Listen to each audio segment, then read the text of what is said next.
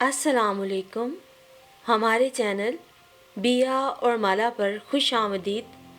अगर आप हमारे इस चैनल पर पहली दफ़ा आए हैं या आपने अभी तक सब्सक्राइब नहीं किया तो बिया और माला को सब्सक्राइब करना और बेल आइकन प्रेस करना हरगिज़ ना भूलें। उसने जॉब से रिज़ाइन कर दिया और शादी की तैयारियां करने लगी। रिज़ाइन तो उसने ना काम मोहब्बत की वजह से दिया, लेकिन घर गृहस्थी और शरीके हयात को तोजीह बनाकर हसन समेत सबके सामने पेश किया और दिलों में घर कर गई। उस्मान मसूद भूखे शेर की मानिंद पिछाड़े खाता रह गया। हसन नवीद ने अफशीन सईद को अफशीन हसन बनाकर शानदार जिंदगी दी।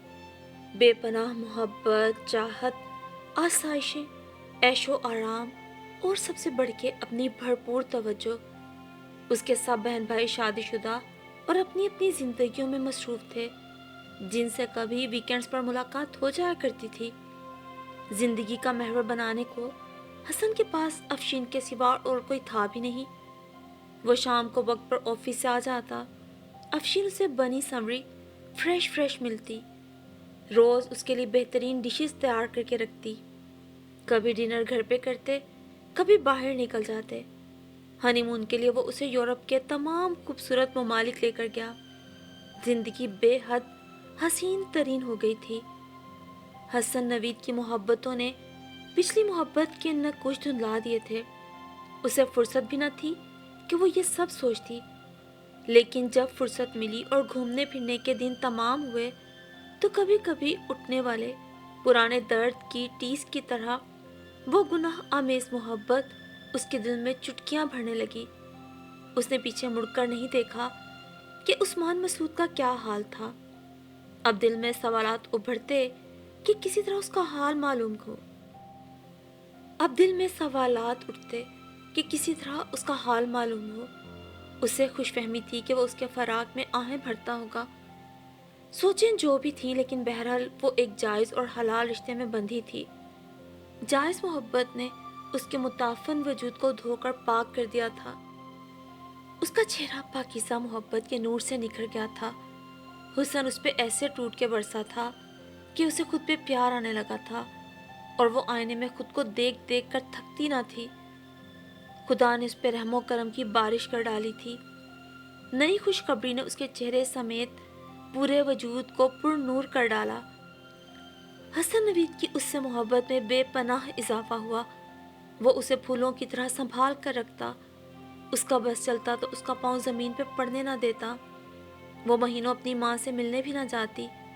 उसे कोई और याद आता ही ना था। फिर तो माजी की चुटकियाँ भी फरामोश हो गईं और वो अपने खूबरू और आइडियल जीवन साथी के हमरा बस आने वाले मेहमान के इस्तकबाल की तैयारियां करती रहती। फिर जब मालूम हुआ कि वो जुड़वा बच्चियों को जन्म देने वाली है तो हसन नवीद दीवाना हो उठा। उसे बच्चियों से बहुत लगाव था। उसकी दीवानगी में इजाफा ही हुआ। वो हर वक्त नित नई प्लानिंग्स में मसरूफ रहता और अफशीन हंसती रहती। हम सामने वाले रूम को स्टडी रूम बना लेते हैं। बच्चियों को हमसे करीब रहना है, इसलिए साथ वाली स्टडी को बच्चियों के लिए सेट कर लेते हैं। इस बीच के दरवाजे को तुड़वा कर एंट्रेंस थोड़ी बड़ी बनवा लेता हूँ। ट्विन बेड का ऑर्डर कर देते हैं। बल्कि ऐसा करो, तुम कोई थीम डिज़ाइन करो, सिंड्रेला या एलिसा या कोई और। हमारी बच्चों का रूम परिस्तान से कम ना लगे। अफशीन मोहब्बत से उसे देखती, फिर मुस्कुरा कर कहती, हमारी परियां जहाँ भी रहें वो जगह वैसे ही परिस्तान लगेगी। और हसन नवीद ने हाल हो जाता।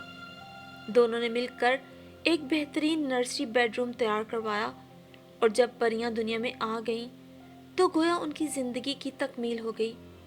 हसन ने उनके नाम दुआ और दिया रखे। दुआ हसन और दिया हसन। दुआ हसन नवीद की कॉपी और दिया बिल्कुल अफशीन का अक्स। वो दोनों उन्हें देख देख कर निहाल होते। 1 माह तक फंक्शंस चलते रहे। पूरा खानदान उनकी दीवानगी पर खूब हंसता। हसन की बड़ी बहन शाहिना कभी कभार नसीहत करती, दुनिया के सामने اس قدر بھی دیوانگی ظاہر نہ کرو، اچھی بری ہر طرح کی نظریں ہوتی ہیں، حاسدین کی نظر لگ جایا کرتی ہے۔ اور حسن نوید ہنس دیتا۔ شانی آپا، کیا پرانے زمانے والی عورتوں والی باتیں کرتی ہیں آپ بھی؟ میں خوش ہوں تو مجھے خوشی کا اظہار پورے طریقے سے کرنا چاہیے۔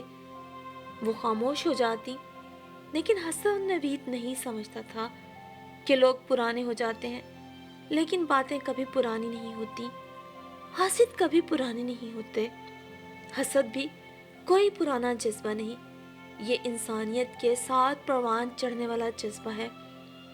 حسن نوید بیوی پہ اندھا اعتماد کرنے لگا تھا، کیونکہ پہلے وہ اس کی عزت تھی اور اب اس کے گھر کی 2 عزتوں کی امین اور نگہبان بن گئی تھی۔ لیکن اندھا اعتماد اکثر نقصان پہنچاتا ہے۔ شاید اس کی وجہ یہ ہوتی ہے کہ اگلا شخص اس اعتماد سے ناجائز مارجن لینے لگتا ہے۔ مارجن بڑھاتے بڑھاتے وہ ایک ایک کر کے حدیں توڑتا جاتا ہے، اور ہر حد توڑنے پر اپنے محب کو محبت کی تعویل بناتا ہے، اور یہ سوچے بنا کہ ہر حد ٹوٹنے پر وہ تعویل بھی کتنی کمزور پڑ جاتی ہے۔ یہی معاملہ افشین کے ساتھ بھی ہوا۔ شادی کے بعد سے دعا اور دیا کی پیدائش اور پھر ابتدائی پرورش کے سال اس کے بے حد مصروف گزرے۔ جب دعا اور دیا نے مونٹیسری جانا شروع کیا تو وہ اچانک سے بالکل فارغ ہو کے رہ گئی، اور سارا دن اتنے بڑے گھر میں بولائی بولائی پھرتی۔ اسے تنگ آ کے حسن سے جاب کرنے کی بات کر ڈالی۔ میں بہت بور ہو جاتی ہوں حسن، اب بچیاں سمجھدار ہو گئی ہیں، مکمل طور پہ مجھ پہ ڈیپینڈ نہیں کرتی، اگر میں جاب کر لوں تو میں بھی کچھ مصروف ہو جاؤں گی۔ حسن نے مسکرا کے اس کا ہاتھ تھپکا اور بولا، مائی سویٹ ہارٹ وائف، میں نے تمہاری جاب پر نہ پہلے کوئی اعتراض کیا تھا نہ اب کروں گا، تم مینج کر سکتی ہو تو ضرور کرو، بس اتنا ذہن میں رکھنا کہ میں اور بچیاں اگنور نہ ہو جائیں، کام کاج کے لیے ملازم ہیں، مسئلہ ہوا تو مزید بھی رکھ لیں گے، لیکن بس مجھے اور بچیوں کو توجہ دینے کی کوشش کرنا، کسی ملازم کی ضرورت نہ پڑے ہمارے لیے۔ آخری بات پر اس نے آنکھ ماری تو افشین نے چھینپ کر اس کے کندھے پہ مکہ رسید کیا۔ فضول نہ بولیں، ایسا کچھ نہیں ہونے لگا، وہ کہکا مار کے ہنس دیا، اور بس ان کی خوبصورت زندگی کی خوبصورتیاں اسی فیصلے کے ساتھ تمام ہو گئیں۔ وہ ایک نامور بین الاقوامی نیوز گروپ کے ساتھ کئی سال منسلک رہی تھی اور ایک بہترین ورکر تھی، اس لیے دوبارہ جاب کا حصول اس کے لیے چندہ مشکل نہ تھا۔ اس نے اس بار دوسرے نیوز گروپ میں اپلائی کیا تھا۔ دوسرے گروپ کو جوائن کرنے کے پیچھے شاید یہ سوچ تھی کہ اس طرح عثمان مسعود سے سامنا نہیں ہوگا، لیکن یہ اس کی بیوقوفانہ سوچ تھی۔ جاب کے محض 5 ماہ بعد ہی ایک گرینڈ جیولری ایگزیبیشن میں وہ اس کے سامنے تھا۔ وہ جو یہ سمجھ رہی تھی کہ اس کا وجود اب شبنم بن چکا ہے، دل کے کسی کونے سے لپک کر سطح پر آ کے بھڑکنے والی ناکام محبت کی چنگاری نے اسے حیرت زدہ کر دیا۔ یہ چنگاری اس کے پہلو میں لٹکتی اس ماڈل کو دیکھ کر ابھری تھی جہاں کبھی اس کی جگہ تھی۔ وہ بلا شبہ ایک ناشکری عورت تھی جو دنیا کے بہترین مردوں میں سے ایک کی من چاہی بیوی ہونے کے باوجود ایک ناجائز تعلق کو رشک اور حسد سے دیکھ رہی تھی۔ اسے دیکھ کر حیرت زدہ تو عثمان مسعود بھی تھا۔ اس کا نکھرا سنورا پروقار روپ دیکھ کر چنگاری شعلہ بن کر اس کے اندر بھی بھڑکی تھی، لیکن یہ شعلہ محبت کا نہیں بلکہ حسد اور انتقام کا تھا۔ اسے حسن نوید سے شدید حسد محسوس ہوا تھا اور انتقام افشین سے لینا تھا۔ وہ تو ہر لچکیلی ڈال کا بھنبڑا تھا، حرام میں خوش رہتا تھا، وہ بھلا شادی کیوں کرتا؟ لیکن افشین کے آگے اپنے اس عمل کو اس نے جوک کا لبادہ اڑا کر پیش کیا۔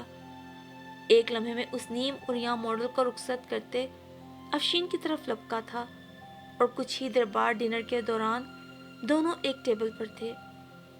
تم نے شادی کیوں نہیں کی؟ تم سا کوئی ملا ہی نہیں تو کیسے کرتا؟ تم میری زندگی کے سارے رنگ سمیٹ کر کسی اور کی دنیا رنگین کرنے چلی گئی تو اس بے رنگ وجود کو بھلا کون قبول کرتا؟ میرے تو تمام رنگ ہی تم سے تھے افشی۔ فریش چہرے پر اس نے سوز و ملال کے سارے رنگ بکھیر کر آنکھوں میں درد بھر کے ایسے کرب سے یہ جملے کہے کہ افشین درد کی تصویر بن بیٹھی۔ نادان عورت لمحوں میں بھلا دیا کہ اس مکار شخص نے آخری لمحات میں اس کے ساتھ کیا سلوک کرنے کی کوشش کی تھی، اس کی نیت کیسے اس پہ کھلی تھی۔ یاد رہا تو بس یہ کہ اس نے عثمان کو دکھ دیا اور اس سے بے وفائی کر کے اپنی جنت آباد کر لی تھی۔ تمام وقت عثمان مسعود نے ٹریجڈی رول اس خوبی سے پلے کیا کہ افشین احساس جرم کے سمندر میں پور پور ڈوب گئی۔ عورت جوگ لے تو مرد غرور سے ساتویں آسمان پہ جا بیٹھتا ہے اور پھر ساری عمر نیچے اترنا پسند نہیں کرتا۔ مرد جوگ لے تو عورت احسان مندی کے ہاتھوں دنیا تیاگ کر اس کے قدموں میں داسی بن کے بیٹھ جاتی ہے، اپنا آپ وار دیتی ہے اور پھر ساری زندگی نہیں اٹھتی۔ بالکل یہی افشین نے بھی کیا۔ وہ بھول گئی کہ اب وہ افشین حسین ہے، دو کچی کلیوں کی محافظ۔ بیوی اور ماں کے منصب بھلائے وہ بس تتلی بن بیٹھی، عثمان مسعود کے جذبوں کے باغ کی خوشنما تتلی۔ عثمان مسعود کو اب وہ پہلے کی نسبت آسان ہدف لگی، کیونکہ اب وہ شادی شدہ تھی، بولڈ ہو گئی تھی۔ اس کے ساتھ بے تکلفی تو پرانی صرف زنگ آلود ہو گئی تھی۔ پرانے زنگ اترے تو اس کے انداز میں بے ساختگی، محبت میں روانی اور اظہار میں بے باکی نمایاں ہو گئی۔ عثمان مسعود کو مزہ آنے لگا۔ وہ اس کی خونی رشتوں کی محبت کو تو جلا کے بھسم نہیں کر سکا تھا، لیکن اب ازدواجی رشتے کو راکھ کرنا چاہتا تھا۔ وہ نہیں جانتا تھا کہ جائز اور حلال محبتیں آگ میں تپ کر راکھ نہیں ہوتی، بلکہ کندن بن کر پہلے سے بھی زیادہ انمول ہو جاتی ہیں۔ یہ حقیقت سمجھنے کے لیے ان دونوں کو ٹھوکر کی ضرورت تھی۔ ملاقاتیں بڑھیں تو فاصلے گھٹے، اور اس بار تیزی سے گھٹے۔ حسن نوید کاروبار کو پھیلانے میں مگن، اپنی زندگی کی بربادی سے بے خبر تھا، بچیاں اور گھر نوکروں کے حوالے تھا۔ ان دونوں کے بیچ حائل ہو کر بڑھتی ہوئی خلیج کا عکس رویوں میں دارایا، لیکن اپنی مصروفیات اور اس پر اندھے اعتماد کی وجہ سے حسن اس کے بدلتے رویے کو کام کے بوجھ اور تھکن پر محمول کر کے مطمئن ہو جاتا۔ اندھا اعتبار جو تھا، یہ مصروفیات کے انبار پہلے پہل تو تمام بدصورتیوں پر بڑا خوبصورت پردہ ڈالے رکھتے ہیں، لیکن جب یہ پردہ اٹھتا ہے تو ساری مصروفیات ترجیحات کی لسٹ میں آخری نمبر پر چلی جاتی ہیں۔ حسن نفید کا بھی یہی حال ہوا تھا۔ عورت جذبات میں اندھی ہو جائے تو ایڑیاں رگڑتے ضدی بچے کی طرح اپنے دماغ میں وہ تعویلیں بھر لاتی ہے کہ عقل ماتم کنا ہو جاتی ہے۔ افشین نے بھی اپنے ضمیر کو ایسے ہی دلائل دے دے کے تھپک کر سلا دیا۔ حسن اس سے بے حد محبت کرتا تھا، وہ مانتی تھی، لیکن عثمان سے ایک بار پھر ملنے کے بعد وہ موازنے کے مرض میں مبتلا ہو گئی، اور اس مرض میں بندہ ہمیشہ اپنے دل کی بات کو زیادہ نمبر دیتا ہے۔ اسے لگنے لگا کہ حسن کی محبت میں وہ جنون، دیوانگی اور پاگل پن نہیں تھا جو عثمان کی غربت کے محض چند لمحوں میں اس پہ ظاہر ہوتا تھا، لیکن وہ یہ نہیں سمجھتی تھی کہ دیوانگی حرام اشیاء کا خاصہ ہے، چونکہ گناہ کی کشش زیادہ ہوتی ہے۔ اس لیے افشین کو بس یہی دلیل سب سے مضبوط لگتی۔ اب حسن نوید کی قربت اسے پھیکی اور بے رنگ لگتی۔ وہ اس سے دامن بچانے لگی، بچیاں پاس آتی تو بھی خیالوں میں ڈوبی رہتی۔ حسن نے کچھ محسوس کرنا شروع کر دیا تھا۔ تمہیں کیا ہو گیا ہے افشین؟ تھکنے لگی ہو؟ چھوڑ دو جو۔ اس نے تو بے حد محبت سے اس کا ہاتھ تھام کر کہا تھا، لیکن افشین کو جیسے کرنٹ سا لگا۔ ایسی کوئی بات نہیں، بس جاب کے کچھ مسائل ہیں۔ اس کا انداز حسن کو روکھا تو لگا، لیکن اس نے زیادہ توجہ نہیں دی اور اسے اپنے ساتھ لگا کے مزید لگاوٹ سے بولا، تو کیوں خود کو مسائل کے سپرد کر رکھا ہے تم نے؟ میرے گھر کی کوئن ہو، کوئن کو کوئن ہی لگنا چاہیے۔ اسے دوسروں کے لیے خود کو تھکانا زیب نہیں دیتا۔ تھوڑا بریک لے لو، کہیں آؤٹنگ پہ چلتے ہیں۔ میں بھی تھک گیا ہوں، اور گھر اور فیملی سے زیادہ اہم کچھ نہیں، ہمیں ریفریش ہونا چاہیے۔ بتاؤ کہاں کا پلان ہے؟ افشین بری طرح مخمصے میں پڑ گئی۔ وہ اس کی لاتعلقی اور مصروفیت پر خوش تھی، اسے نعمت سمجھ رہی تھی۔ وہ بھلا کیوں چاہتی کہ وہ پھر سے اس کا وقت لیتا؟ نہیں حسن، آج کل کام کافی زیادہ ہے، فی الحال ایسا کچھ پلان نہیں ہو سکتا۔ کیوں نہیں ہو سکتا یار؟ تم ایگزیکٹو پوسٹ پر ہو، کم آن، اتنا تو اختیار رکھتی ہو۔ وہ مزید بیزار ہوئی اور اپنا ہاتھ چھڑا کر اٹھ کھڑی ہوئی۔ میں ڈنر کا پوچھتی ہوں اکمل سے۔ حسن نے گہری نظروں سے اسے دیکھا، پھر دھیرے سے بولا، یہ میرا وہم ہے یا حقیقت؟ افشین جھٹکا کھا کر پلٹی، سوالیہ نگاہوں سے اسے دیکھا۔ کیا؟ تم بدل گئی ہو؟ افشین چل ہمیں عجیب سی نگاہوں سے دیکھتی رہی، پھر پلٹ کر کچن کی طرف چل دی۔ نہ تائید نہ تردید۔ یہی بات حسن نوید کو کھٹک گئی، کیونکہ وہ ناراض نہیں تھی، وہ 6 سال سے اس کے ساتھ تھی، اتنا تو جانتا تھا وہ اسے، تو پھر یہ گریز کیسا؟ وہ بری طرح الجھ کے رہ گیا۔ جب تک وہ غیر شادی شدہ تھی، احساس جرم پر عثمان مسعود کی قربت کا نشہ حاوی رہتا تھا، مگر اب احساس جرم و گناہ اسے الجھاتا۔ عثمان مسعود چڑ جاتا۔ آخر یہ دوریاں، یہ گریز کب تک؟ کب تم میری بنو گی، مکمل میری، سرتا پا؟ افشین مزید پریشان ہو جاتی، اب اس سے بھی برداشت کرنا محال ہو جاتا تھا۔ روز روز کی کشمکش اور ذہنی اذیت سے تنگ آ کر بلاخر اس نے فیصلہ کر ہی لیا۔ ہوس کی جیت ہوئی، وفا اور ممتا ہار گئی۔ اس نے فیصلہ کرتے ہوئے نہ اولاد کو دیکھا، نہ اپنی خوبصورت راجدھانی کو۔ وہ شروع سے نفس پرست تھی۔ حسن نوید سے شادی کرتے وقت بھی اس نے اس کی دولت کو دیکھا تھا، سٹیٹس سے معروف ہوئی تھی، کیونکہ ہوس اس کے ہاتھ سے نکل گئی تھی، اور اب ایک بار پھر لکشمی ہاتھ آ رہی تھی۔ طلاق کا مطالبہ کر کے اس نے حسن نوید کے اندھے اعتماد کی دھجیاں بکھیر کے رکھ دیں۔ حسن ہر بات کی توقع کر سکتا تھا، ماں سوائے طلاق کے۔ تم یہ سب کیوں کر رہی ہو؟ کیا میری محبت میں کوئی کمی آئی ہے؟ کیا میرے متعلق کوئی غلط فہمی ہوئی ہے؟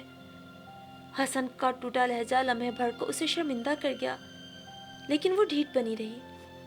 حسن اس اچانک افتاد کو سمجھنے سے قاصر تھا، جو اچانک تو نہ تھی، بس وہی بے خبر تھا۔ تمہیں مجھ سے محبت ہی نہیں ہے، تمہیں تو بس اپنے بزنس سے محبت ہے حسن۔ وہ خود جانتی تھی کہ یہ بات کہتے ہوئے اس کا لہجہ کس قدر کمزور تھا۔ وہ حسن سے نظریں بھی نہیں ملا پا رہی تھی۔ حسن بے چین ہو اٹھا۔ میں اپنی مصروفیات کم کر دوں گا، تم نے بھی تو جاب شروع کر دی، مجھے احساس نہیں ہوا کہ تم اگنور ہو رہی ہو، تم احساس دلاتی، گلا کرتی، لیکن خیر ابھی بھی کچھ نہیں بگڑا، میں پھر سے گزرے دن لوٹاؤں گا، ہم ایک دوسرے کو بھرپور وقت دیں گے۔ افشین نے بے حد اکتاہٹ سے اس کے ہاتھوں میں دبے اپنے ہاتھوں کو دیکھا اور پھر اپنا ہاتھ چھڑا کر رخ موڑ لیا۔ یک بارگی حسن کو احساس ہوا کہ یہ صرف مصروفیات اور نظر اندازی کا مسئلہ نہیں جو ان کے بیچ دیوار بن کے آ کھڑا ہوا ہے، لیکن وہی اس کا اندھا اعتماد جو اسے دوسرے رخ پہ سوچنے ہی نہیں دے رہا تھا۔ اپنی بچیوں کا فیوچر سوچو افشی، بچیاں بڑی ہو رہی ہیں۔ اس نے ایک اور جذباتی ضرب لگانے کی کوشش کی، لیکن لوہا سخت تھا۔ بچیاں تمہاری ہیں، سنبھالو تم۔ اب کے یہ دو ٹوک انداز حسن کی آنکھوں پہ بندھی اعتماد کی پٹی کو کھینچ کے اتار گیا۔ اسے سختی سے لب بھنچے۔ بہت ناگوار مناظر نظر کے پردے پہ تیزی سے گزرے، جنہیں اپنا وہم جان کر اور کبھی تھکن کا مارجن دے کے وہ نظر انداز کرتا رہا تھا۔ تلخ حقائق کی کڑیاں خود بخود جڑنے لگی، اس کے ماتھے پہ ابری موٹی سی رگ پھڑکنے لگی۔ افشین ہنوز رخ پھیرے کھڑی تھی، وہ اس سے نظریں ملانے یا چہرہ دکھانے کے قابل رہی بھی نہ تھی۔ کیا یہ سب کسی کی شے پر ہو رہا ہے؟ اور کیا یہ سلسلہ شادی سے پہلے کا ہے یا اب تمہارا دل بدلا ہے؟ یہ خیال اسے بہت دیر سے آیا تھا۔ افشین نے بے چینی سے پہلو بدلا اور تیزی سے بولی، میں کسی بھی بات کے لیے جواب دہ نہیں ہوں۔ اور بس سارے جواب مل گئے۔ کئی لمحوں تک کمرے میں صرف خاموشی اور تلخی کا راج رہا۔ حسن نوید کے اندر غصے کا ابال اٹھا اور اس کے اندر روایتی مرد کو جھنجھوڑ کے جگا گیا۔ میں طلاق نہیں دوں گا، بیٹھی رہنا تا عمر اپنی ناکام حسرتوں کی قبر پہ دیے جلائے۔ افشین تیزی سے مڑی، سارے پردے ہٹ گئے تھے، اس لیے بے شرمی سے اس کی آنکھوں میں آنکھیں ڈال کر بولی، میں کھلا کا مقدمہ کر دوں گی۔ حسن نوید کے دل میں اس کی نفرت شدت سے ابھری، دل جلنے لگے، کمرے کی فضا میں اجنبیت کا قہر چھانے لگا۔